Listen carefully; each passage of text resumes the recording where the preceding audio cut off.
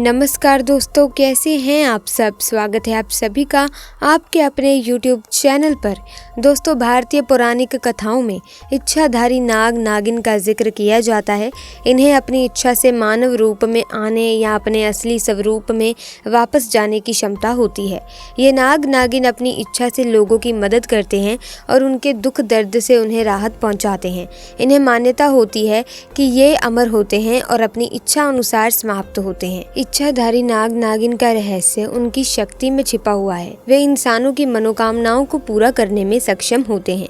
ये एक ऐसी शक्ति है जो सभी मनुष्यों के लिए अनुपलब्ध है। सांप को मारने के संबंध में अक्सर कई लोग कहने लगते हैं कि मत मारो, इन्हें भगा दो या जाने दो। दरअसल इसके पीछे भारतीय अध्यात्म और दर्शन का ज्ञान छुपा है। भारतीय दर्शन में कहा गया है कि जीने का हक सभी को है, इसीलिए किसी जीव की हत्या नहीं करनी चाहिए। लेकिन ज्योतिष इससे एक कदम और आगे जाकर इसकी व्याख्या करता है। ज्योतिष शास्त्र के अनुसार सर्प को मारने से सर्प दोष और पितृदोष लगता है। इन दोषों की वजह से जीवन में कई तरह की परेशानियां, कार्यों में बाधा और संतान संबंधी विषयों में कष्ट मिलता है। बहुत से लोगों की जन्म पत्री में काल सर्प दोष और पितृदोष होने की स्थिति में भी यही कारण बताया जाता है।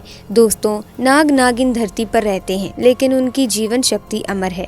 ये उन्हें लंबी आयु देती है। वे इंसानों की मदद करते हैं और उनकी मनोकामनाओं को पूरा भी करते हैं। दोस्तों, आपने कई फिल्मों में, कई कहानियों में अपने बड़े बुजुर्गों से सुना होगा कि नाग नागिन एक दूसरे से दूर नहीं रह सकते, लेकिन अगर कोई गलती में, जाने अनजाने में कोई नाग को मार देता है और नागिन से जुदा कर देता है, तो नागिन उससे बदला जरूर लेती है। फिर चाहे उसे 7 जन्म इंतजार क्यों न करना पड़े, लेकिन वो अपना बदला उस व्यक्ति को मारकर पूरा जरूर करती है।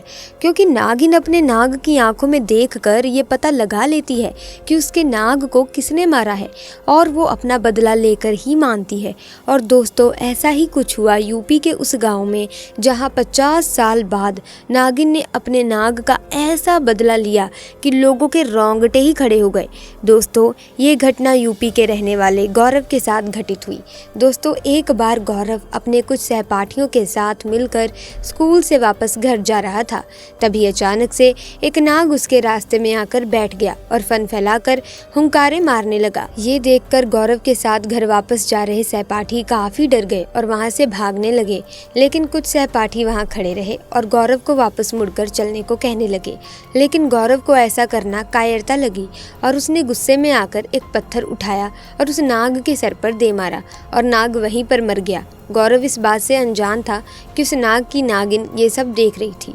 दोस्तों, इसके बाद गौरव ने उस नाग को उठाकर झाड़ियों में फेंक दिया और अपने घर चला गया। दोस्तों, जब वो नागिन अपने नाग के पास गई तो अपने नाग को खून में लथपथ देखकर वो नागिन गुस्से में लाल पीली हो गई और अपना सिर जमीन पर मारने लगी। इसके बाद नागिन ने अपने नाग के शरीर को एक जगह पर रख दिया और अपने नाग का बदला लेने के लिए गौरव को ढूंढना शुरू कर दिया।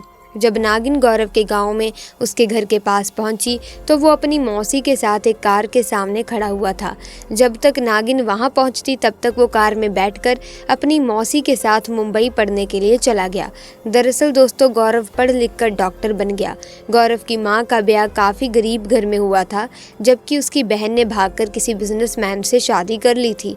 लेकिन उनको संतान का सुख कभी प्राप्त नहीं हुआ था और इसीलिए उन्होंने गौरव को पालने का फैसला लिया।